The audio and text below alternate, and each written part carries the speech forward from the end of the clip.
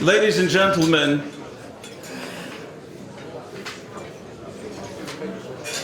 Moray v'Rabosai, welcome to the second annual Flatbush dinner for Bonei Olam. There are many people still making their way into the ballroom. There are many people still queued up for the valet parking. The parking lot is filling up, and I think it's filled up already. But please, if you can,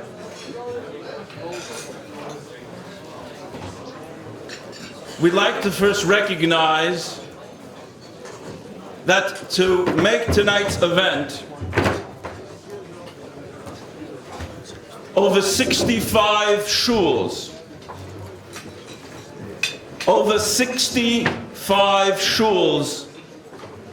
in the Flatbush community linked together in order to make this a successful evening. Over 120 Neza Habaynim, leaders on behalf of each individual shul, took the lead in order to galvanize each particular shul for tonight's dinner.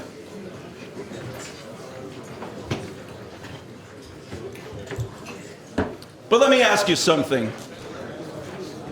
What's so special about this dinner?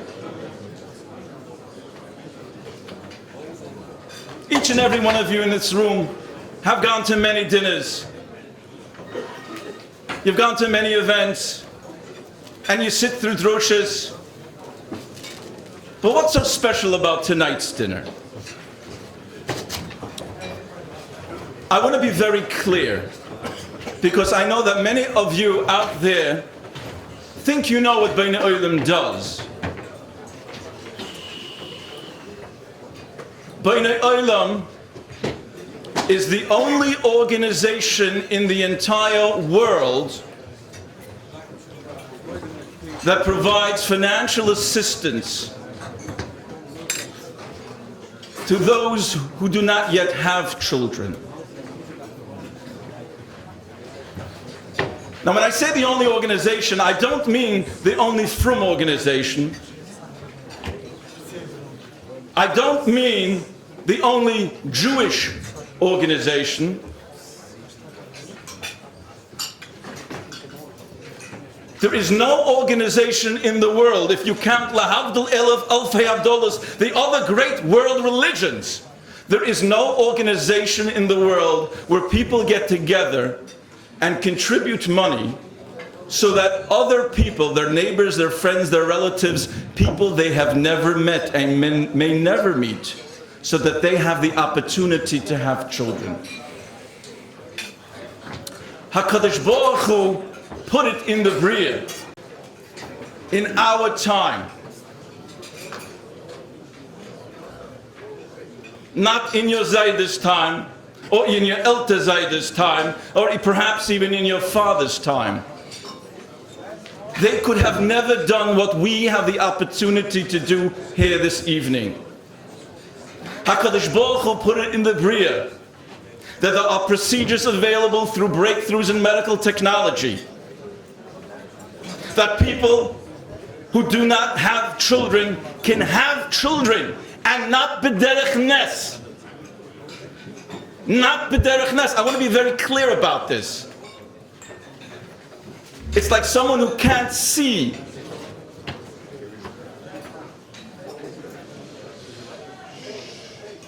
Someone who cannot see properly and is asking for a nest to be able to see properly. They said, no, what are you talking about? There's a curvature of a lens you can put in front of your eye so that you could see. Nobody asks for a nest to find out people, to help people.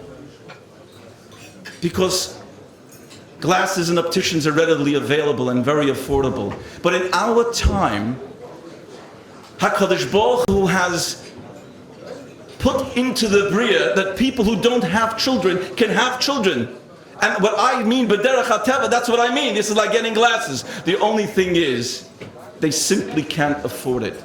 And the only thing standing between these people and they're having children, frankly, is us.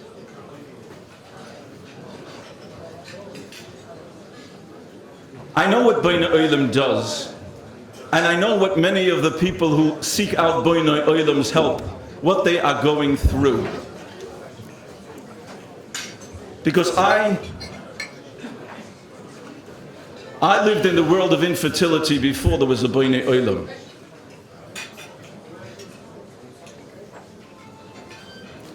There were many recollections that come to mind, but one in particular for tonight's event. I remember the first time we had to undergo a tremendous procedure, and I called my insurance company. This was in 1994. And I called to find out what the deductible for this procedure was.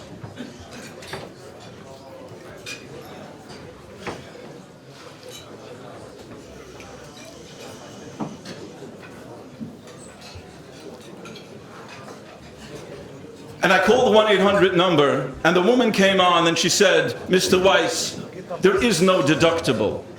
And I was relieved. And then she explained why there was no deductible.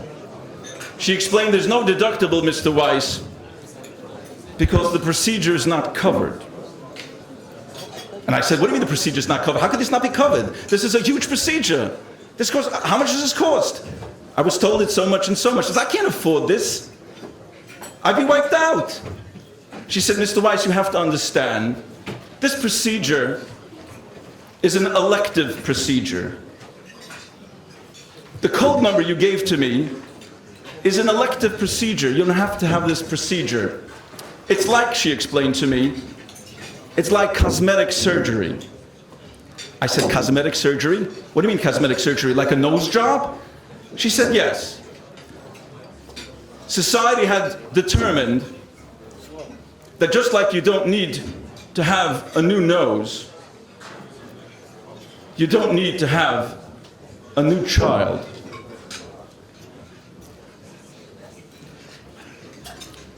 I sat there in stunned silence, and that was one of many painful moments that we lived through as we went through that long, difficult road. There were many painful moments, and at many times we had given up. We figured we tried everything. We got wrong advice from the wrong doctors. Nobody knew. There's nobody to talk to. You don't talk to your parents. You don't talk to your in-laws. You don't talk to your friends. It's not something that you exchange information about with people unless they really need to know, or they have to know. Do you know how painful it is for a couple that needs Bonei Olam's help? Do you know what it's like? Do you know what it's like that Sin Chanukah left year after year alone, and watch as your family and friends are giving out Chanukah geld or playing dreidel with their children, and you're just watching from a distance? Do you know what it's like to sit at a Seder table and ask the kashas yourself? Because there's no one at the table to be able to say to you, Tate Leben, ich will dir 4 kashas fragen. Do you know what it's like to spend Purim and watch as your children's friends deliver shalach manos to you every minute after minute after minute, and you going out there and you're delivering it on your own? Do you know what a painful reminder each and every Yom Tov is? Do you know what it's like to sit with your friends and listen as they discuss their children? They talk about school. They talk about their teachers. They talk about camps. And you sit there and you have nothing to say. Do you know what it's like? In Lashon Kodesh, the word for neshama, for spirit, for chiyas, for life, is spelled nun shin mem hey. Yet, there's another word in Lashon Kodesh, There's a word in Lashon Kodesh in the Haftarah of Parshas Porah and elsewhere. It says neshama. You know what neshama means? Wüst in Yiddish. Desolate, void, empty. How is it that words that mean the polar opposites can be spelled with the same oisius and basically the same nekudis? How is it? And Adam Godel once explained, do you know what the difference between neshama and neshama is?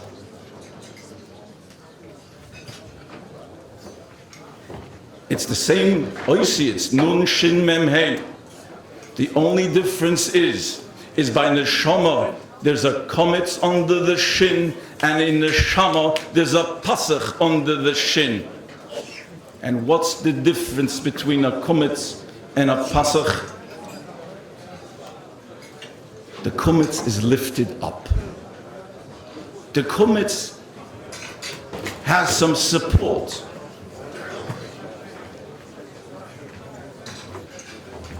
To change a neshama, something that is desolate, something that is empty, something that is zerbrochen, something that is barren, into a neshama, all it requires is a little support. Financial support, emotional support, informational support. And that's why we are here tonight. Tonight is all about changing a pasach into a kumetz. That's it. Changing a neshama into a neshama. And with our support, hundreds and thousands of people that are zerbrochen, that are empty, that are desolate, that have given up hope. Lo yoleini and chas v'sholom, they should never give up hope. Just with a little support, these childless couples today can become parents by next year. It's within our grasp.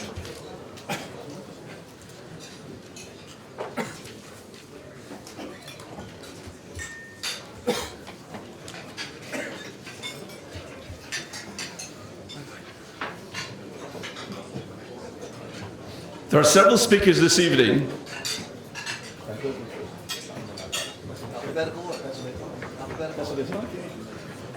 there are many Yidden who are willing to come here, to give of their time, to change neshamas into neshumas.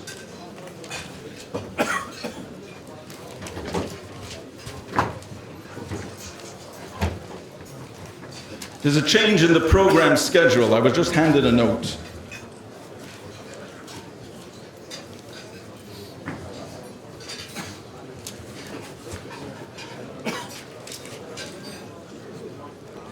We will start and listen to someone who I was very, very, very pleased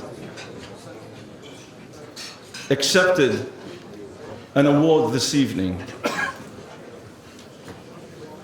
30 years ago, I attended a homiletics class given by the legendary president of Agudas Yisrael, Rav Moshe Sherer. And I remember Rabbi Sherer saying, why do we say Kriya Shema? When we say Kriya Shema, we cover our eyes. What's the point? And Rabbi Sherer answered that often we could see more with our eyes closed than with our eyes open. When your eyes are open, all you could see is what's immediately in front of you. You have limited vision. But when your eyes are closed, said Rabbi Sherer, you could see forever. You could see wherever your imagination takes you. He then went on to say, so no matter we cover our eyes, but why do we have to cover them with our hands? Just close your eyes. Says Rabbi Sherer, no, we don't want our visions and dreams to remain just in our thoughts. We cover our eyes with our hands so that we can transform those visions and those ideas into action. Because the hand represents action.